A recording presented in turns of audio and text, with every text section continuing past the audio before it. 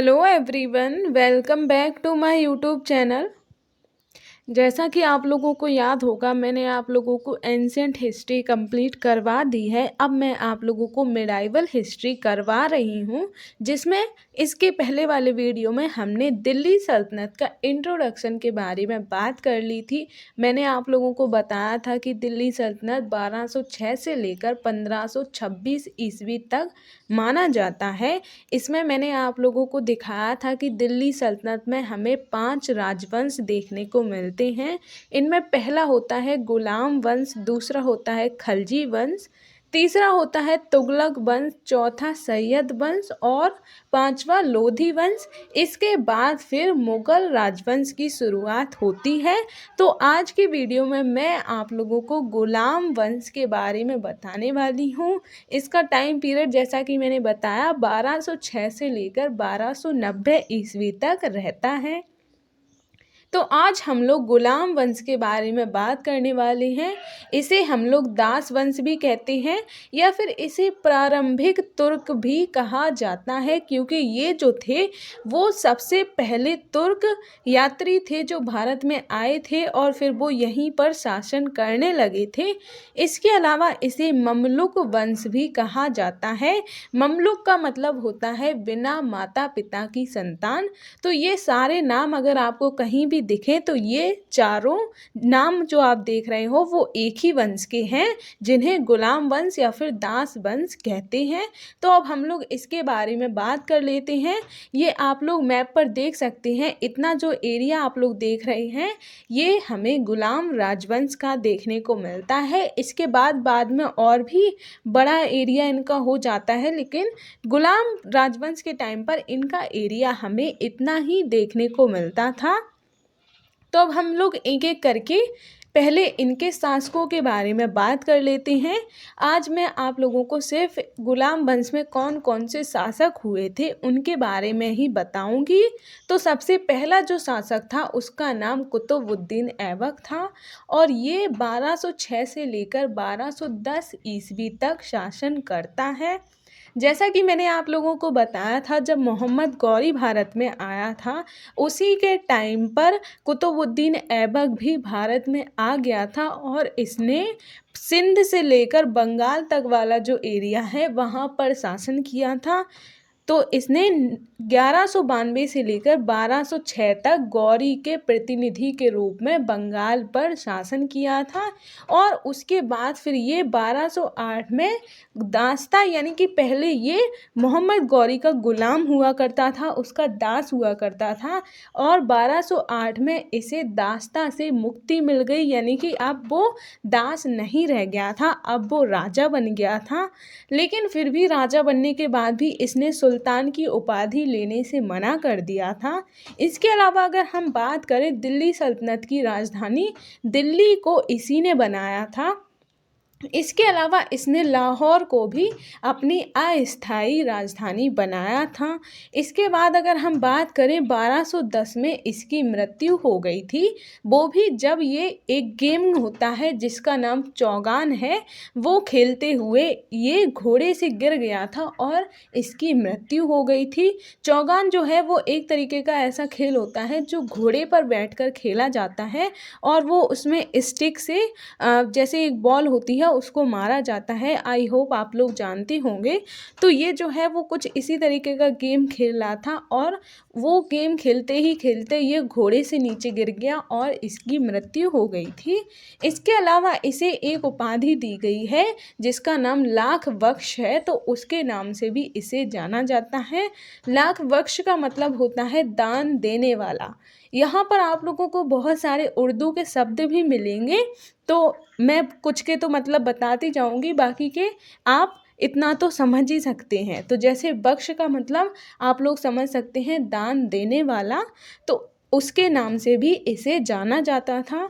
इसके अलावा अगर हम बात करें दिल्ली सल्तनत का संस्थापक भी कुतुबुद्दीन ऐबक को ही माना जाता है। अब हम लोग अगर दूसरे शासक के बारे में बात करें तो उसका नाम आराम शाह था और ये सिर्फ 1 साल के लिए ही शासक बनता है। इसीलिए इसके बारे में कुछ भी ज़्यादा बताने को नहीं है, क्योंकि इसके बाद जो रियल शासक माना जाता है वो इल्तुतमिश को माना जाता है। और ज़्यादातर बुक्स में भी आप कुतुबुद्दीन ऐबक के बाद इल्तुतमिश का नाम ही देखेंगे, लेकिन इनके बीच में आराम शाह भी थोड़े टाइम के लिए शासक बनता है, पर जो इल्तुतमिश है वो इसके बाद मेन शासक बनता है। इल्तुतमिश का पूरा नाम शम्सुद्दीन इल्तुतमिश था और ये जो है वो 1211 से लेकर 1236 ईस्वी तक शासन करता है। अगर हम बात करें तो दिल्ली सल्तनत का वास्तविक संस्थापक इल्तुतमिश को ही माना जाता है। इसके अलावा इसने खलीफा से भी मान्यता प्राप्त की थी। खलीफा उन लोगों को कहा जाता है जो पैगंबर मोहम्मद यानी कि जो इस्लाम धर्म के प्रमुख होते थे उन्हें पैगंबर मोहम्मद कहा जाता था। तो उनके अनुयायी यानी कि उनको फॉलो करने वाले ही खलीफा कहलाते थे, या फिर इस्लाम धर्म का प्रचार करने वाले भी खलीफा कहलाते थे। तो वहीं से इल्तुतमिश ने भी मान्यता प्राप्त की थी, यानी कि हम कह सकते हैं कि इल्तुतमिश भी पैगंबर मोहम्मद का अनुयायी था। इसके अलावा अगर हम बात करें दिल्ली सल्तनत में इक्ता व्यवस्था की शुरुआत भी इल्तुतमिश ने ही की थी। इक्ता व्यवस्था क्या होती है ये मैं आप लोगों को जब इस टाइम की अर्थव्यवस्था या प्रशासनिक व्यवस्था करवाऊंगी तब मैं आप लोगों को डिटेल में इक्ता व्यवस्था के बारे में बताऊंगी। अभी सिर्फ आप लोग इतना ही जान लीजिए कि इक्ता व्यवस्था की शुरुआत इल्तुतमिश ने की थी। इसके अलावा इसने ये पहला ऐसा विदेशी शासक था जिसने भारत में सिक्कों की भी शुरुआत की थी। इसने तांबे के सिक्के चलाए थे जिन्हें जीतल कहा जाता था।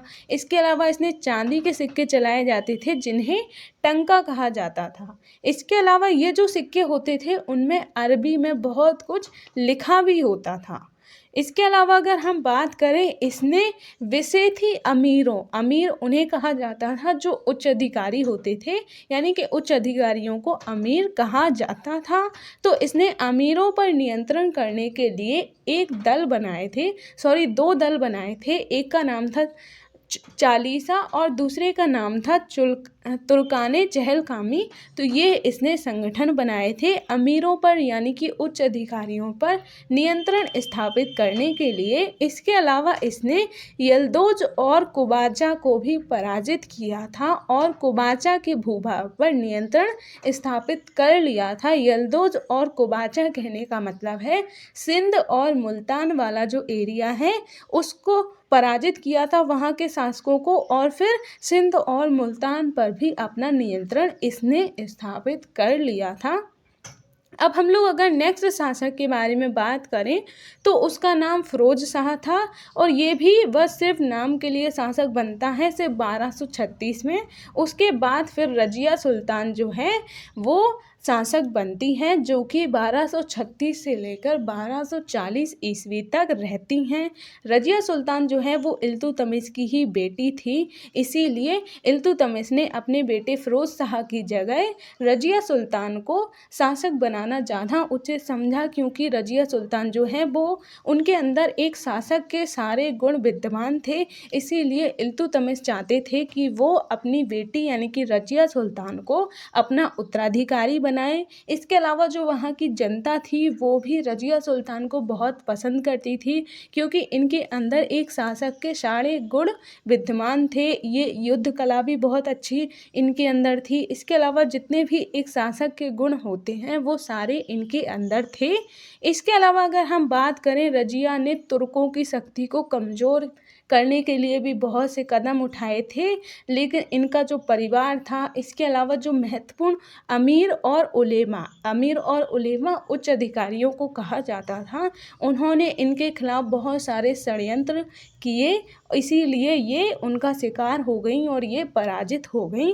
क्योंकि जैसा कि मैंने बताया इल्तुतमिश जो था उनकी जब मृत्यु हो गई थी तो फिर इनके बाकी के परिवार वाले रह गए थे, यानी कि जो इनका भाई था वो नहीं चाहता था कि ये रजिया जो है वो शासक बनी रहे, इसीलिए उसके भाई ने अब जो और भी अमीर और उलेमा थे उनके साथ मिलकर बहुत सारे षड्यंत्र किए थे।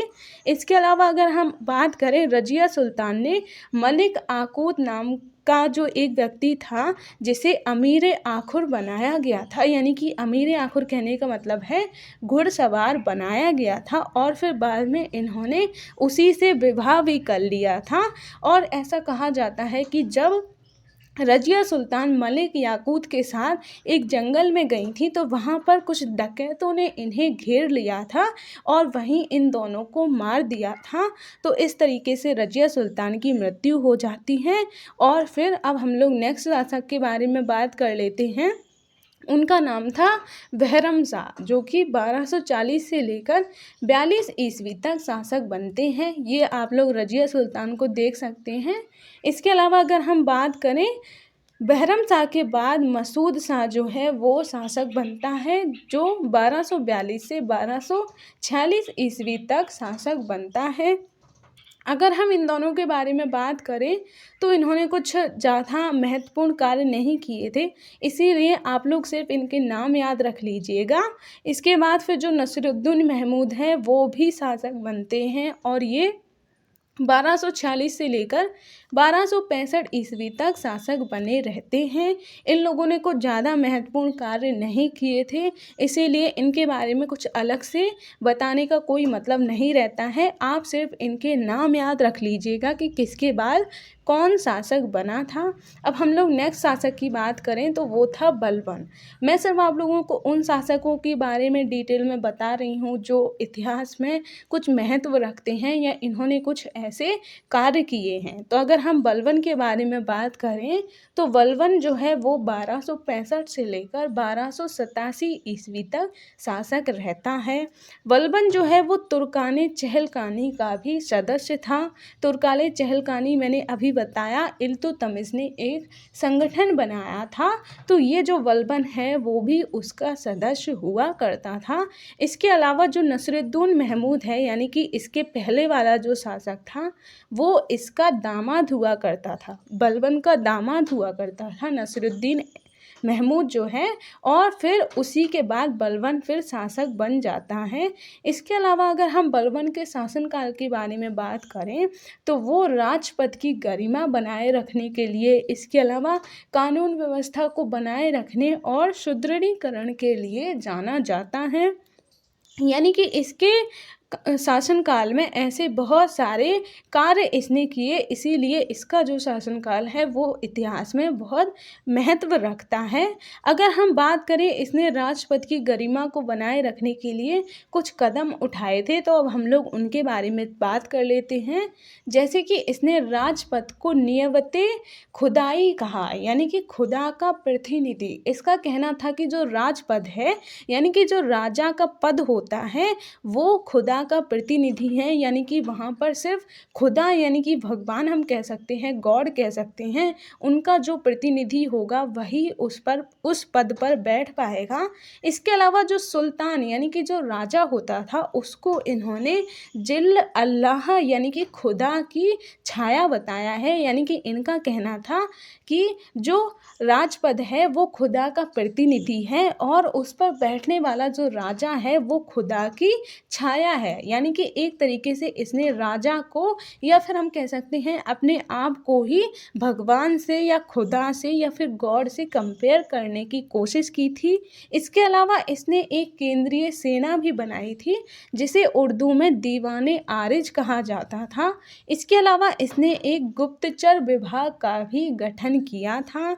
इसके अलावा अगर हम बात करें, इसने अपने दरबार में कुछ ऐसे बहुत सी परंपराएं शुरू की, जैसे कि इसने सिजदा जो होता है वो जैसे कि किसी को झुककर जब वो आते, जैसे राजा जब दरबार में आता है तो उसके सामने झुककर नमस्कार करना या फिर उनका आदर सम्मान करना, तो उसे ही सिजदा कहा जाता है। इसके अलावा पाबोस भी इसी से मिलता जुलता एक शब्द है। इसके अलावा नौरोज जो है, तो ये जो ईरानी परंपराएं हैं उनकी शुरुआत भी बलबन ने ही करवाई थी। इसके अलावा इसने मेवात, अमरोह जैसे जो क्षेत्र थे वहाँ पर जो इन क्षेत्रों के जो लोग हुआ करते थे वो दिल्ली तक लूटपाट करने आया करते थे, यानी कि मेवाड़ और अमरोह जो कुछ जगह हुआ करती थी वहाँ के कुछ लोग थे या फिर कुछ लुटेरे हुआ करते थे जो दिल्ली में रोज़ लूटपाट करने के लिए आया करते थे। तो इन क्षेत्रों में बलबन ने कठोरतापूर्वक जो लुटेरे हुआ करते थे उनका दमन किया और इनके दमन के लिए उसने लौह और रक्त की नीति अपनाई थी।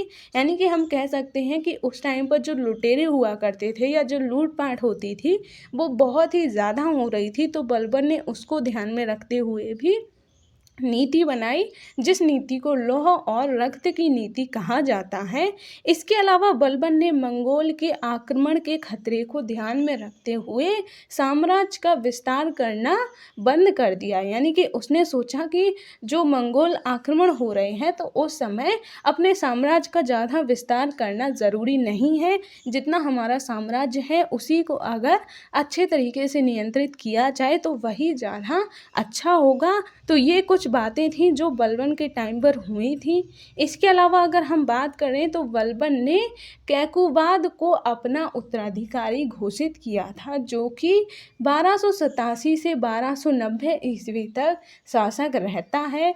लेकिन जो कैकुबाद था वो बीमार पड़ गया था और उसने क्यूमर्स को अपना शासक बनाया था। लेकिन क्यूमर्स जो था वो ज़्यादा शक्तिशाली नहीं था, यानी कि एक कमज़ोर शासक था। तो उससे जो दिल्ली सल्तनत की सत्ता है वो जलालुद्दीन खलजी के हाथों में चली जाती है और यहीं से फिर खलजी राजवंश जो है उसकी शुरुआत होती है। तो ये हम लोगों ने आज दिल्ली सल्तनत के गुलाम राजवंश के बारे में बात कर ली है। इनमें हमने जो देखा कि दिल्ली सल्तनत का जो वास्तविक संस्थापक है वो इल्तुतमिश को माना जाता है और बलबन का जो शासनकाल था वो बहुत ही महत्वपूर्ण माना जाता है, क्योंकि इसने अपने राज दरबार में बहुत सारी प्रथाएं शुरू करवाई थी। इसके अलावा अपने राज्य को नियंत्रित और सुव्यवस्थित करने के लिए भी बहुत से कदम उठाए थे। इसीलिए बलबन का जो शासनकाल है वो महत्वपूर्ण माना जाता है। तो ये आज मैंने आप लोगों को गुलाम वंश कंप्लीट करवा दिया है। अब नेक्स्ट वीडियो में मैं आप लोगों को खलजी राजवंश के बारे में बताऊंगी। तो आज के वीडियो को हम बस इतना ही रखते हैं। अगर आपको मेरा वीडियो पसंद आया हो तो प्लीज़ ऐसे लाइक कीजिएगा और मेरे चैनल को सब्सक्राइब कीजिएगा, जिससे कि मिडाइवल हिस्ट्री के और भी वीडियो आप लोगों को मिलते रहें। इसके अलावा अगर आप लोग एंशिएंट हिस्ट्री का सिलेबस देखना चाहते हैं तो आप लोग वो भी देख सकते हैं। तो मिलेंगे अब हम नेक्स्ट वीडियो में, तब तक के लिए जय हिंद।